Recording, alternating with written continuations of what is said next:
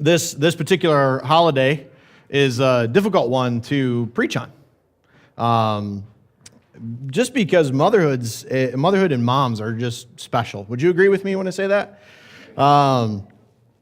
And for a portion of people, mom isn't with us anymore. It makes this a difficult holiday. For another group of people, the title of mom from a child you carried wasn't possible. And for still another group of people, mom wasn't someone you could count on. She wasn't a great example of what we might consider an exemplary mother. And so it makes Mother's Day a difficult day to talk about and to preach on because for so many reasons, it's such an awesome day to celebrate the people in our lives that mean so much. But for some of us, it's a painful day. And there's memories of things that maybe we don't necessarily want to celebrate. So it's a special day, but it's one that's difficult. And what I find amazing about women in general is their instinct to be a mom. I find it amazing because I don't have it. A kid falls down on the sidewalk running, and I'm like, oh, that hurt, right? Stinks to be you. Like when people are videotaping backyard stunts, and you see those America's Funniest Videos or different things on YouTube, and they fall, like I'm afraid I might be the guy who keeps videotaping even though my buddy broke his leg and needs to go to the hospital, right? Anybody can identify with me on that, or am I the only jerk in here? There's a motherhood instinct that just goes, like something about you ladies, you just know how to comfort and to rush into those situations. And it's just not something that I find as this instinct in me. But I believe that God has given you ladies an instinct for nurturing care. And it's no consolation if you didn't have a nurturing mother or wasn't able to have children of your own, but I believe that this quality wasn't just for children. I don't believe that he gave you that quality just to have that instinct when you have kids. Because I believe that it's needed in God's with God's people, with God's church, with God's kingdom. Some of you ladies are such an encouragement to this church. I know because you're an encouragement to me. When you stop by my office to encourage me, to let me know that you're praying for me every day. When you give a good hug on Sunday morning and seriously ask how I'm doing, not just a, hi, I need to ask the obligatory how are you doing question, right? We do that sometimes. How you own ministry in this church and take care of things just so that other people don't have to. There's just some of you who are, for whatever your situation are, you are influencing this church with the qualities that God has given you. And because I feel those things, I know that other people are feeling those things as well. And so I hope that today I can encourage everyone in the room, not just moms, but you ladies especially, because whether or not you have kids or get to see them today, whether or not your mom is with us today, you are an important part of God's design. You've been given qualities as a woman, as a female, as a mother that God needs in His kingdom, and He's purposed you with those things. And so on Mother's Day, I want you to know that God sees you, that God sees your struggle and your joy, that God sees your heartache and your heart full of love. He sees you. And I know that with your trust in Him, He will reward you. And so to illustrate that point today, I want to hang out in Exodus chapter 2 today. And I want to talk about a mom of the Bible. We're going to put it up on the screen, but if you have Bibles, you might want to turn there. Exodus is the second book of the Bible, so keep flipping through Genesis, and once you get past that, you'll hit Exodus. While you guys are turning there, I want to bring to mind what's going on. I'll give you the context of this situation. All right? God's people, the nation of Israel, is in Egypt at this point in history, and they're having lots of kids, and the number of Hebrews is growing. All right? So the nation of Israel is growing. They're having lots of big families, and they keep reproducing and all that wonderful stuff. There is a Pharaoh then that comes into power over Egypt and became concerned that God's people would begin to outnumber the Egyptians in the nation. Now, this shouldn't be very difficult for us to understand today with the refugee crisis and all the talk about immigration and all these things going on, because there are two sides to this camp. I'm not trying to talk about any one side, but there are a number of people in our nation that are afraid of immigrants coming to our country. Why? Do you know why? At a core level, they're afraid of the influence of these people that might change the way that we live, that might affect the way that we live, that might have to make us speak another language, right? We can't stand that, right? I've heard more than one of you complain about that, so I know that I'm hitting on something here. I'm not saying that's the right way. I'm not saying that's the wrong way. I'm just saying that that's a concern in our country today. I want to speak to somebody that knows English, right? We've heard that a lot. If not from Fox News, from other sources. I don't want to talk to somebody who speaks Spanish, Chinese, whatever. I almost said Mexican, but that would be Spanish. It's going to be a good day. So you deal with this, right? And you have these struggles that we look at. Like, again, I'm not trying to talk about this, but this is a real struggle in our nation today, so it should be something that we can identify with. What is happening is God's people, the Hebrews, went to Egypt. They were there because of, if you know the story of Joseph, we talked about that a while ago. If you know the story of Joseph, that's how the Israelites got to Egypt and began to live in that nation. Then all of a sudden this Pharaoh comes up and is like, dude, these guys are getting powerful. They're going to influence the way that we Egyptians live. They're going to change our language. They're going to change our way of life. We're going to have to get rid of our gods. We're going to have to worship their God. We don't like this. We don't want to change, right? How many of you love change? Exactly. So, see what I did there? I didn't ask you to raise your hand. I have to keep it down. So all you guys that didn't participate, you just agreed with me. All right. Anyway, so you have this nation, this Pharaoh who is afraid of what's going to happen. The Pharaoh that comes into power enslaves them in Exodus 1. He puts them to work. He sets up what the Bible says taskmasters, managers, bosses over top of the Hebrew people, and he puts them to work, makes them start doing hard labor. All right? So hard, in fact, that it might actually bring them to the point of death. Right? What do we call that today? Do you know what the word is for that, or the term that we use for that kind of a thing? Genocide, population control, all these kinds of things, right? And so this is not a well-regarded thing today, not an acceptable thing in our world today, is it? Absolutely not. We have a recent situation with Adolf Hitler, right, that tried to do similar things, trying to work people to death in order to basically get rid of them. And so this is exactly what Pharaoh is trying to do. So they work them so hard that either they would die or they would just not have any energy for the activities that it takes to make kids, right? So this is total population control. But then in Exodus 1:12 it says, however, the more that they were oppressed, the more they multiplied and spread. Isn't that awesome? So the more that Pharaoh came down with them and came down hard on them, the more that things happened to them, the more they multiplied and spread. And so then Pharaoh went to the Hebrew midwives and told them to kill any male children that were born. He saw his plan wasn't working, so he said, when a baby boy is born, we're basically talking like partial birth abortion is what we're talking about here, to bring it into terms that we understand today. All right? So when the midwives see that it's a male child, put it to death. Kill it, right? And the midwives did not follow Pharaoh's orders. They didn't. They could. I mean, who could bring themselves to do that? Not only to the child, but to the mother as well. You know, that would be a horrible situation, killing your own kind even in that whole situation. And so Pharaoh called them on the carpet and talked to them, and they had reasons. And then Pharaoh then commanded all of Egypt, every person in Egypt, every son that is born to the Hebrews, you shall cast them into the Nile.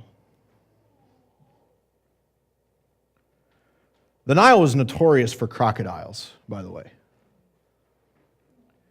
Can you imagine living at a time like this?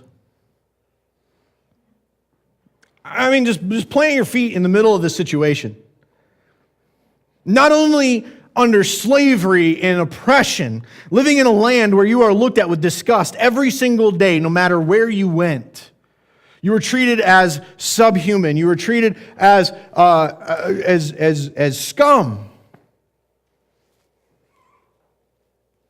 Add to it the desire to become a mother, to have children of your own, coupled with the fear of carrying a child to term, going through childbirth, and then have the chance that the child would be stripped from you and thrown into the Nile River. to either drown or to be eaten by a crocodile. Doesn't that just do something right here? Doesn't that just like take your heart and just like break it? This is a horrible situation. Horrible, horrible situation for these people. And I look at it as a hopeless situation.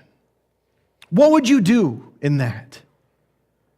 Like in this way of life, if our president said any male child born to anyone in America needs to be taken and thrown into the ocean, what is that going to do to your psyche? What is that going to do to your heart? What is that going to do to your desire, right? That emotional feeling. Men, what are you going to do with that? This isn't just about moms. What are you going to do for your wife? How are you going to comfort her in that desire to become a mother? But this opportunity, I guess you could say, this tragedy, this horrific act that she could possibly lose a child that she's so connected with because some jerk said so. Right? I mean, think about the impact of this. Friends who had a precious baby boy trying to comfort them at a time of incredible difficulty. Then realizing that it could be you in that very situation very soon. I mean, how would that change the way that you see pregnancy and the celebration of life? How would that impact your view of God and your faith? How would you trust him in the atrocity? How in the mass murder happening to his own people, his people that he said, I'll be your God? How do you look at God and go, is this what being God means for us? Exodus chapter 2, verses 1 through 2 says, Now a man from the house of Levi went and took his wife, a Levite woman. The woman conceived and bore a son. And when she saw that he was a fine child, she hid him for 3 months. And now we know the woman's name is Jochebed. She's living this nightmare. Do you know what the son's name might be? Moses. We know that her name is, well, from Numbers, by the way, if you want to look that up, but her name is Jochebed. She gives birth to a son. It's her son. She loves him the way only a mother can love him. And I'm sure that the thought of an Egyptian treating her precious baby boy like worthless scum brought an incredible response from deep within. Right? I mean, we get upset when a nurse touches the baby wrong, right? You know, looks at it wrong. We're like, knock it off, right? And there's that protective instinct that goes in. Imagine an Egyptian citizen, someone you don't even know who they are, someone that maybe is running a store that was, that shortchanged you money at one point. You don't like them to begin with. And they come into your house, hear a baby crying, and say, is that a boy? Give me that baby. And they would have every authority according to the law of the land to come in and do that. I mean, this is just like, oh my goodness. So a brave faith comes out of her soul, and she says, what does she say to this whole thing? It's not going to happen to my kid. It is not going to happen to my son. He is a fine child. And so what did she do? She hid him for how many months? 3 months. How often does a baby cry in the first 3 months of its life? Long time, right? I mean, there's significant risk in this. But a brave faith comes out and she says, this isn't the fate that my child deserves. I will not stand by and watch my child be murdered like the rest of the children across Egypt. And so something that we see demonstrated in this woman of God is a faith that acts. It's a brave faith. Say that with me. Brave faith. That's a brave faith. It's a faith enough to stand up for what's right, even when it could cost her everything. This isn't a democracy situation. This is a pharaoh. This is a king. This is a man who could order someone into slavery, order someone to death, no problem, willy-nilly, boom, it's all done. And she was defying his direct order to every citizen in the land. So it could cost her everything. I mean, think about the anxiety when the baby would cry. It's not just, shh, go to sleep, I'm tired. It says, go to sleep because we all might die, right? This is an urgent, serious situation. Is someone going to hear him? Is someone going to come take him away? The panic and this urgency to get him to settle down. Obviously, the situation is extreme, but I think about moms who have had to stand their ground. Moms, have you ever had to stand your ground in here and for your children or against your children? Who've had to endure the ridicule of other moms? I think about moms who have had to endure ridicule of their culture, of their own children, when all the other moms are doing something that they don't believe is right. Well, Bobby's mom lets me do that, right?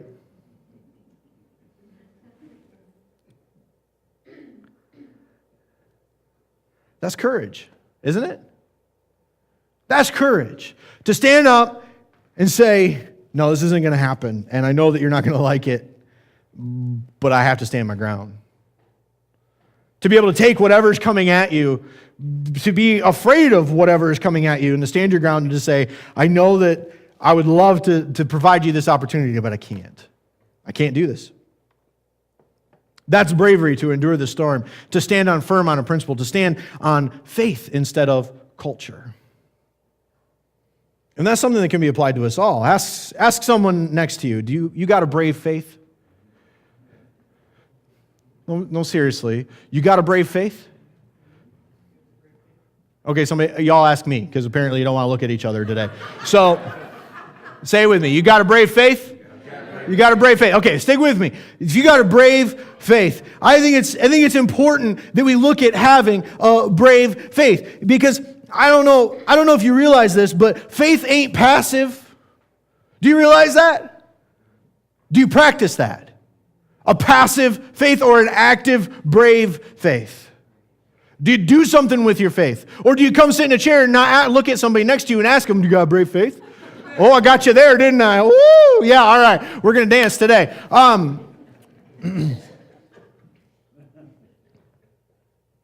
Faith isn't meant to be passive. When there's nothing you can do about the situation, what do? Get on your knees and pray. That's active, is it not? All right, but there are times when we go, well, I'll just pray about that situation. When you have money in your wallet, when you got time to spare, when you got resources you can give, and you're like, well, I'll just pray about the situation and hopefully it turns out okay for you, right? Guilty of that. Sometimes we're like, I'll pray for you, and we never do. Ouch, right?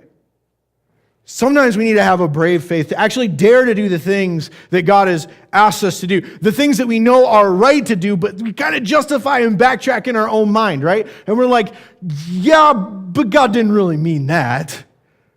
He sure, I mean, come on. We're talking about jail time. We're talking about fines. We're talking about pressure and persecution. We're talking about fearful things right here. Surely God didn't mean for me to jump out and do those things. See, faith is active. Sometimes you got to get in the middle of a mess. Sometimes you got to help people with their addiction. Sometimes you got to get them out of their sin, out of their mental state. Sometimes you got to work with people. You've got to have a brave faith. You're doing things that others think is weird or maybe even wrong.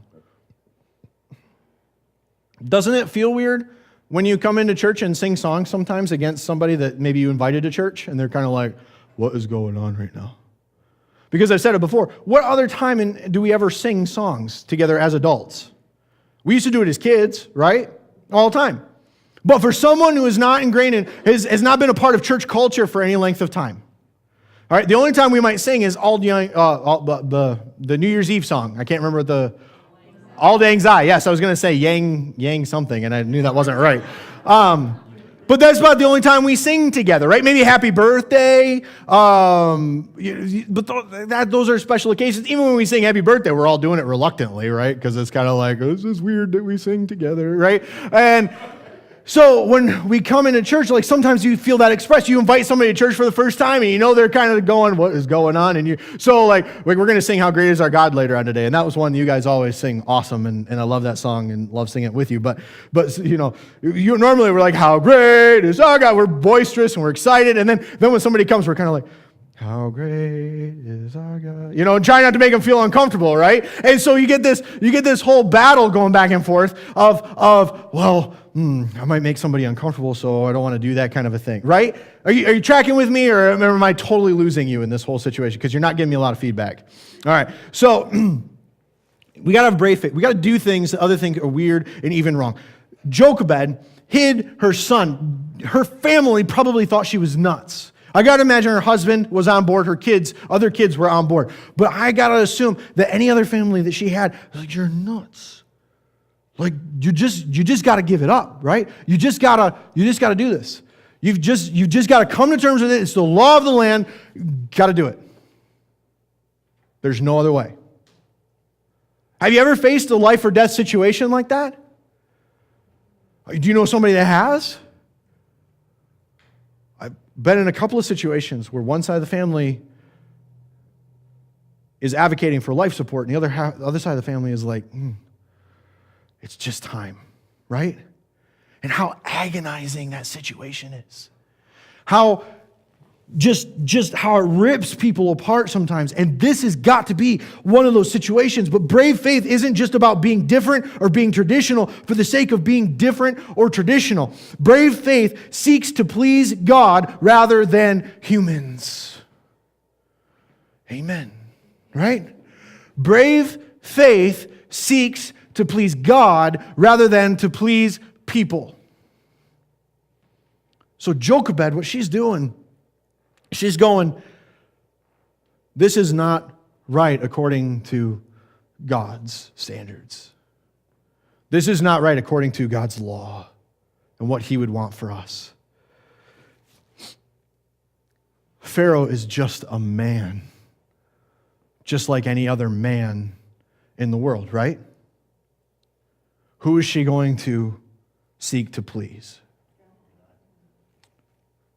She's going to be a person of brave faith, and she's going to trust that God is going to be the God of her and her family, and that God is going to be the God of her son no matter what happens. That's a brave faith, isn't it? When you have to let go far too early of a child in order to let God deal with it. That's a brave circumstance. That takes a lot of trust. That takes a lot of faith. But brave faith seeks to please God rather than humans. So Jochebed knew this, that he was just a man. She knew that God allowed him to be in power, but she also knew that God was the God of her son. She had a brave faith realizing that God could take care of them far better than she could. And so we see what goes in next to start happening. Exodus 2, 3 through 8 says, when she could hide him no longer.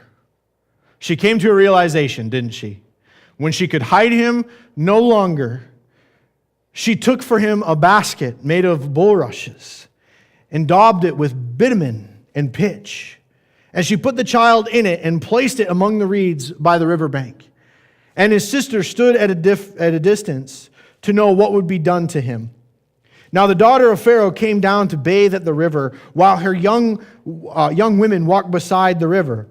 She saw the basket among the reeds and sent her servant woman, and she took it.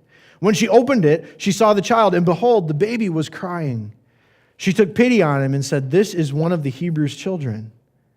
And then his sister said to Pharaoh's daughter, "Shall I go and call you a nurse from the Hebrew women to nurse the child for you?"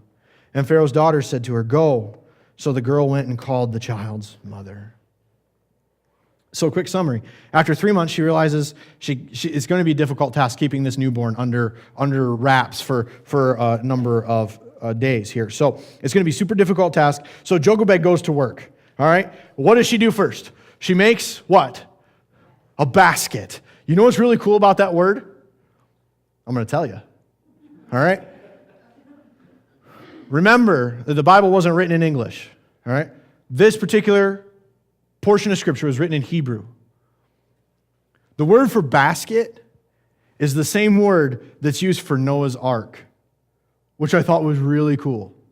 That's a really neat thing. Doesn't necessarily mean that it should be translated ark. There's a different tense to it, but it's a basket ark. If you wanted to be a super literal translation, it's called basket ark. I thought that was so awesome. So she goes to work. She makes a waterproof basket for her son to be placed in. All right. And one particular movie that I watched had depicted her placing the son in a basket and kind of pushing him off the shore into the middle of the Nile River. And it started floating down the river, and crocodiles are, coming up trying to eat the basket and stuff like that, right? Because it's got to be dramatic for a movie, right? And all, you got these things happening, and the baby almost gets eaten several times, and it's a problem, and it eventually crashes into the shore where just so happens Pharaoh's daughter was bathing, and it was a cartoon, so it didn't show that part. But you got this whole situation going on. So what actually happens according to this text is that Jochebed places the basket among the reeds by the riverbank.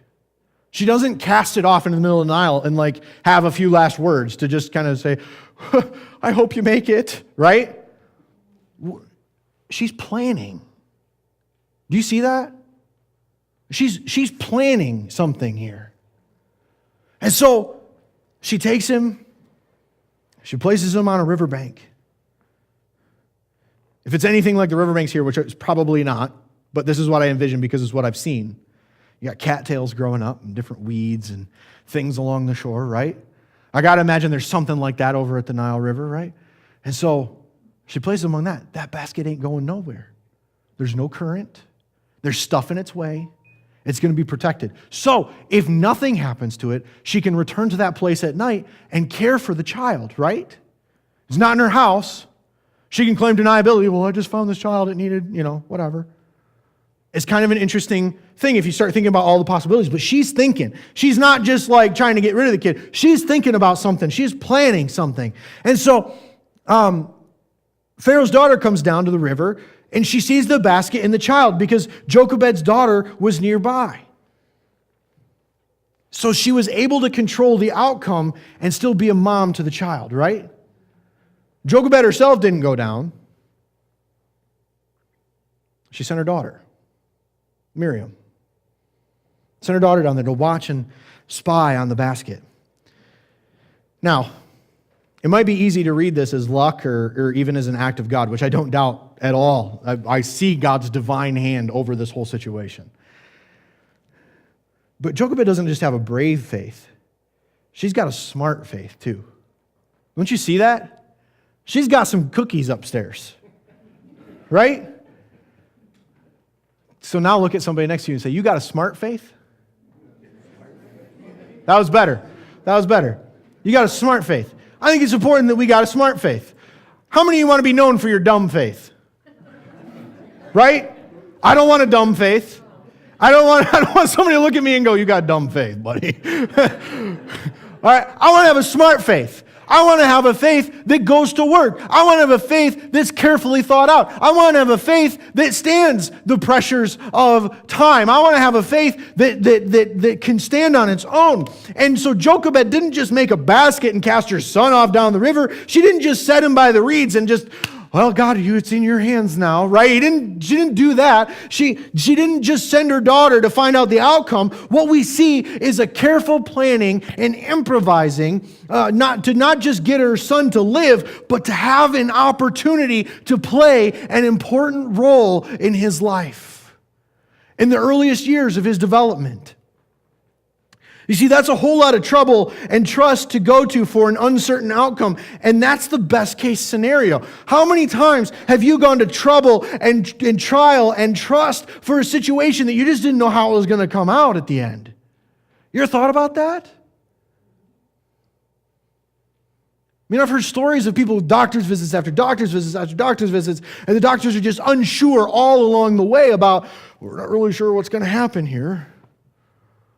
I've seen people work and work and work and work, try to get ahead in life, and life just knocks them over every chance it gets. But they keep on working, going to trouble and trusting. And when one thing doesn't work, they try another thing. The famous quote about Edison, right? Found 1,000 ways not to make a light bulb. But he just needed to find one way. If he would have gave up after 826, we wouldn't have a light bulb, or at least not as fast as we did. Right? We got to have a smart faith. We need to keep trying. We need to keep trusting. We need to go to trouble for God and try to see some of these things. That's the best case scenario, though, for Jochebed. It was just an uncertain outcome. Moms, haven't you gone to a lot of trouble and have had to have a lot of trust in God for your kids? Got an amen up front. All right. It's almost a requirement, isn't it? I would assume that. I'm not a mom, so I don't know what you guys feel and think in your hearts.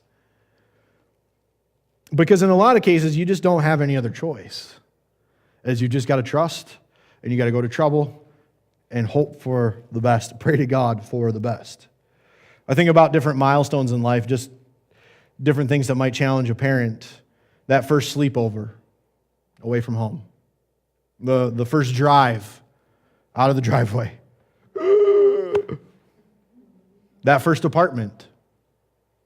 The first love. You just know she's going to break his heart or he's going to break her heart, right? And you just got to sit back, get ready for the trouble, and trust a little bit. So much goes into working it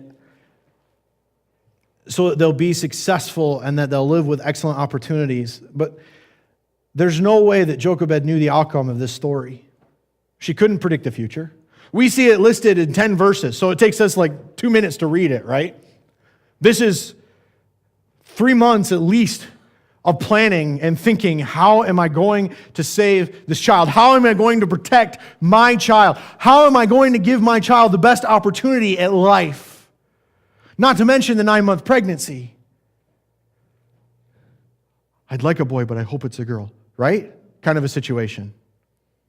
I don't know if they had all those carrying things. Like my sister's been pregnant 3 times and now she's carrying this one different. So my mom's got a hunch that she thinks it's a boy, right? But my sister thinks it's what? Girls? Does they think it's girl? So I don't know much about that. I've never been pregnant.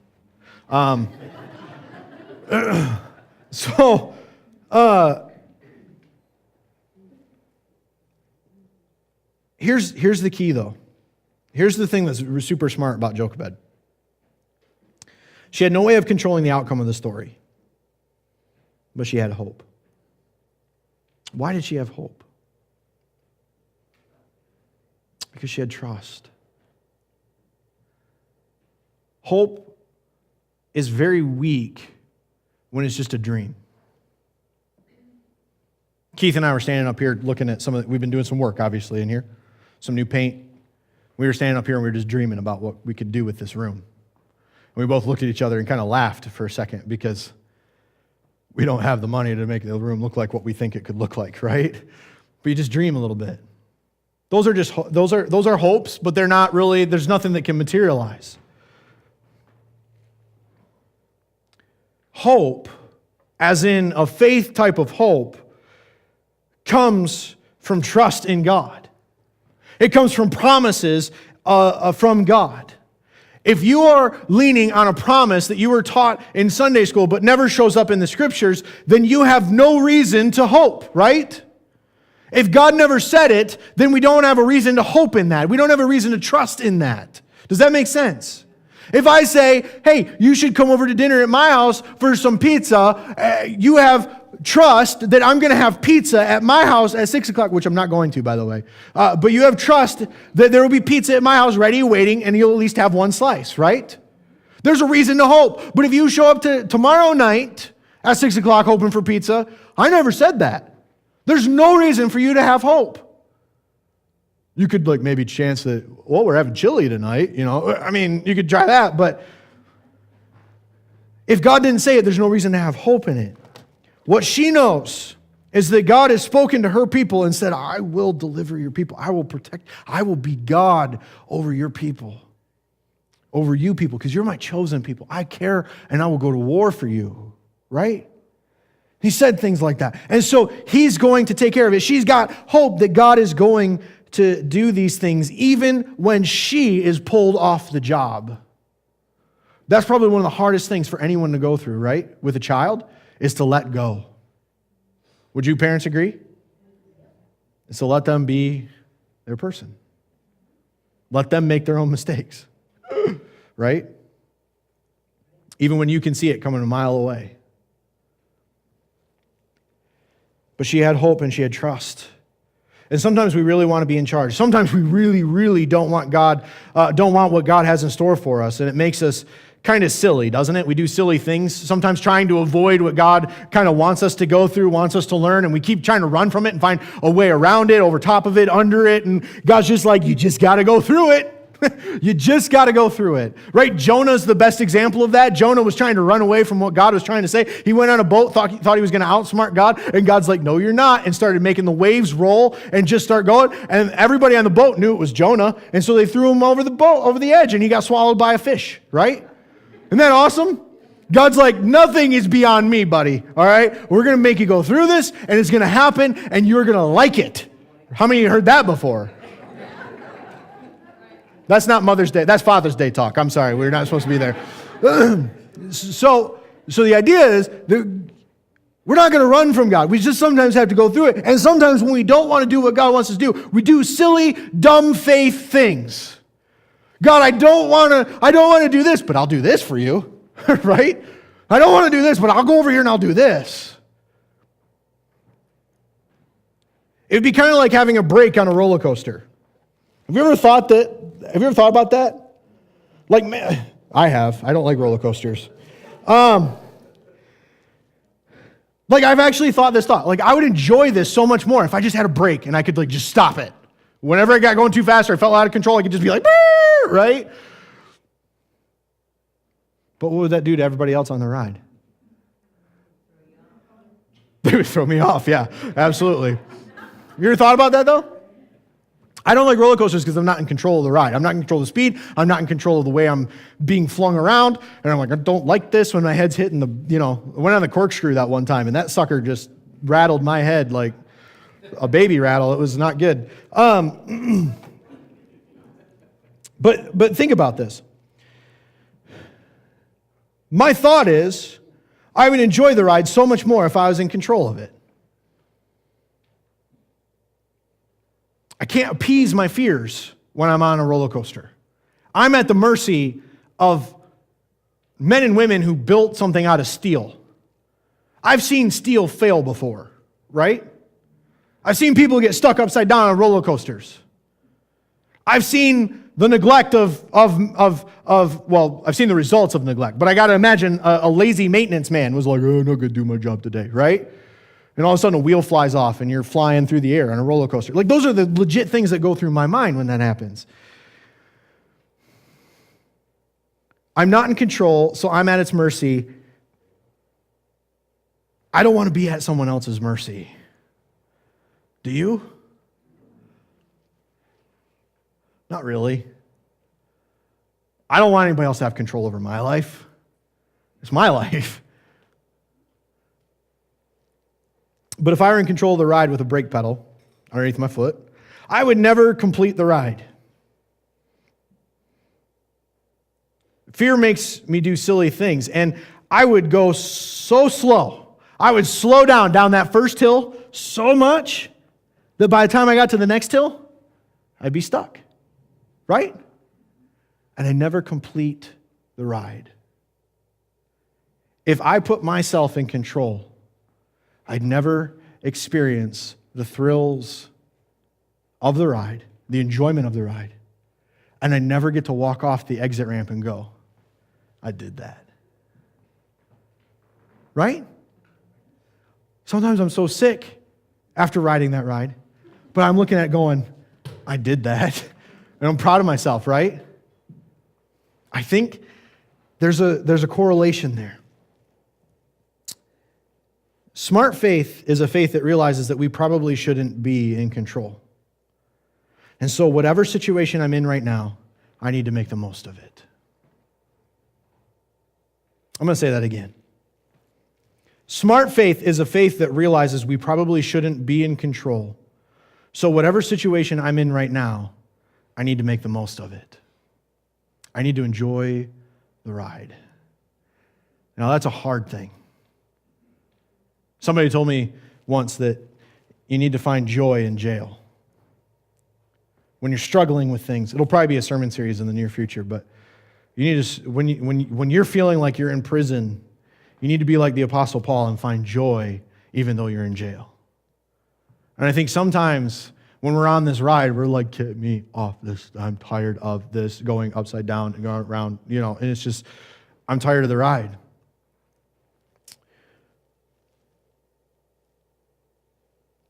But I need to make the most of it. And I need to be proactive, not simply taking life as it comes at me and complaining about the circumstances. Oh, there's a time to cry and yell, isn't there? There's a time. There's a time for that. Those emotions got to come out sometime. I fully believe that. But smart faith, like Jochebed's faith, wasn't just clever. It was powered by trust in God. I have no doubt about that. You know why I don't doubt that? Because Jochebed's 3 children were named Miriam, Aaron, and Moses. All 3 of these children were grounded in faithfulness to the Lord. And God would use them in the future in His plans in rescuing Israel from Egypt and setting up into motion a path that would ultimately bring about Jesus Christ.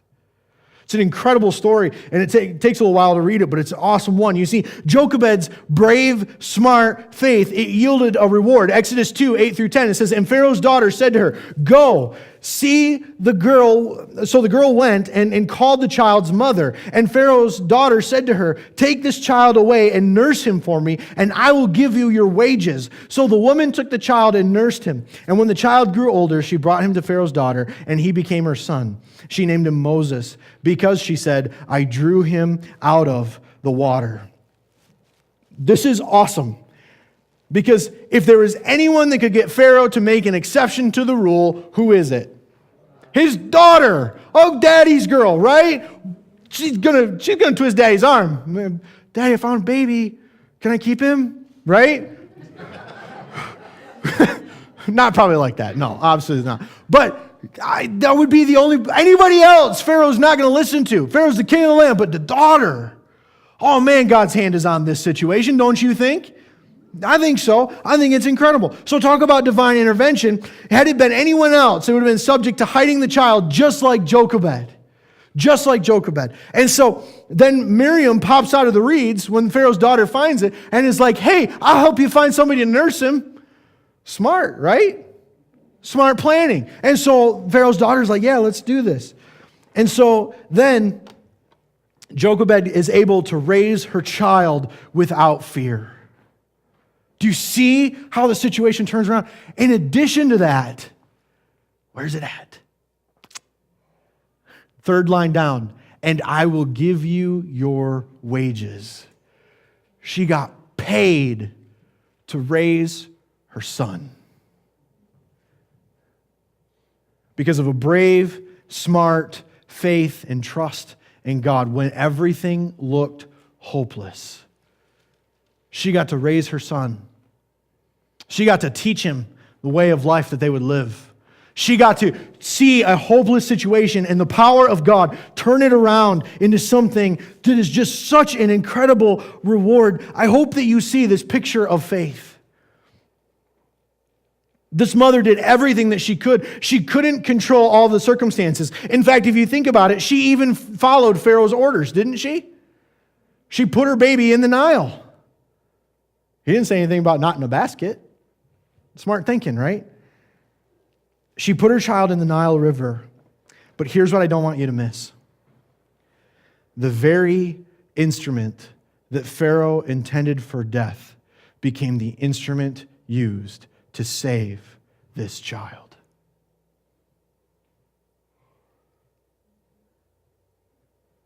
That is awesome to me.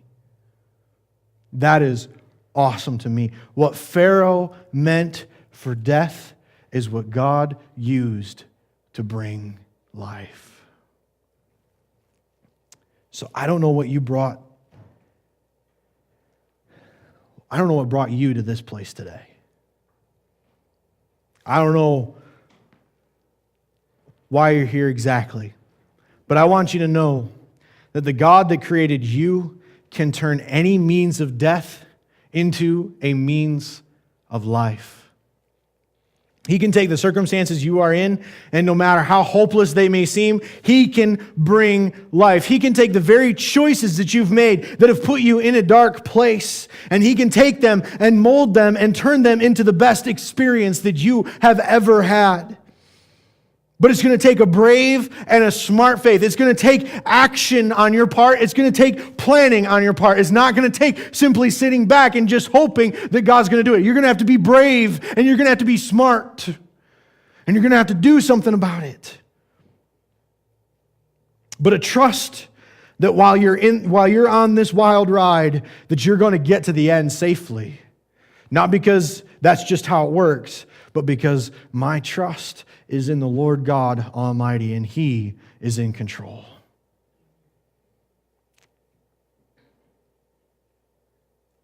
Even though you might feel inadequate as a parent, as a child, maybe you feel inadequate as an employee or an employer, as a friend, as a Christian, or even just as a person, I want you to know that God can take whatever is trying to kill you and change it to bring it around and give you an incredible life.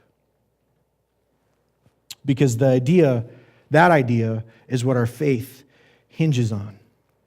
You see, that Jesus went to a cross to die in order that He might bring us life.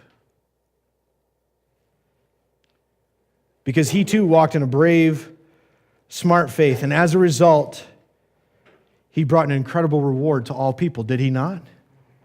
Is that not why we're here this morning? Is to praise God? Is that not why we're here this morning? Is to sing, how great are you, God, that you would use an instrument of death to actually become an instrument of life, of sacrifice, of resurrection? That He would take our mess and that He would take it and refashion it. He would take this busted up life and He would just say, well, this just needed to go here and this needed to go here. And you don't even need that at all. And here's a little bit of my power and voila, brand new life. Because Ezekiel 36:26 is going to tell us that He will remove our heart of stone and He will give us a heart of flesh. And He will cause us to walk in His rules, in His statutes, in His law. He will make us into new people. We call that sanctification. Jesus was an incredible reward to all people who are willing to take a step into a brave, smart faith, just like Jochebed, just like Jesus. And so your first step today in a brave, smart faith might just be simply approaching someone who you know has some knowledge about the Scriptures and asking those skeptical questions that you've had about Christianity for a long, long time. Those things that have been keeping you from really diving in and exploring. Maybe your first step today is to simply say, I need to trust Jesus with my life. And you might want to be baptized, which, by the way, we bought a hot tub. It's an inflatable hot tub. And it fits right here. And so in the next couple of weeks, we're going to be baptizing some people. And it's going to be awesome. We're going to be able to baptize people in our very own building for the first time. All right? It's going to be great. Then we've been joking we're going to have a hot tub party afterward, so that might be a little sacrilegious, but maybe you want to be baptized. Maybe you want to make that public profession of faith. I don't know who you are. I don't know you personally. I don't know where you're at. I don't know everybody's specific situation and spiritual problems and everything that's going on, but I do know that God's will, God's purpose for your life is to take a brave step, a smart step in faith toward Him. And I don't want you to leave today without thinking about that step and then committing to make it. Because here's the thing. As you can hear me preach, you can be like, oh, he talked about moms today. It's the first time he's ever preached about moms on Mother's Day. And it's great. But if you leave here and you are standing right here and you never take that step forward, then I don't really know what we have accomplished today. What's that step you're going to take? Maybe there's a sin in your life that you've been wrestling with. And you're like, it's time. It's a brave, smart faith that I need to embrace. And it's time for me to take that step. I want you to do that today. I meant what I said about moms earlier. I think you can see motherhood all over this. Isn't that great? You can see it in Jochebed. You can see it in the daughter, Miriam. You can see it in Pharaoh's daughter. You see that care. But you know that God says some of the very same things about his people in the Bible? This story is a depiction of God's character as well. Over his people, over you. Where he cares for his people. He drew them out of Egypt just like he drew Moses out of the water. Isn't that awesome? There is a motherly spirit in the Lord God Almighty, and he wants to care for you. He wants to wrap his arm around you. He wants to hug you. He wants to embrace you. But if you don't take a step toward him, how's he going to do that? Because I know that for those of you who are going to be able to see your moms today, you're going to take a step toward them, and you're going to do what? I'm sure they're going to take a few steps towards you too, right? God's made a few steps. It's time for you to take a step.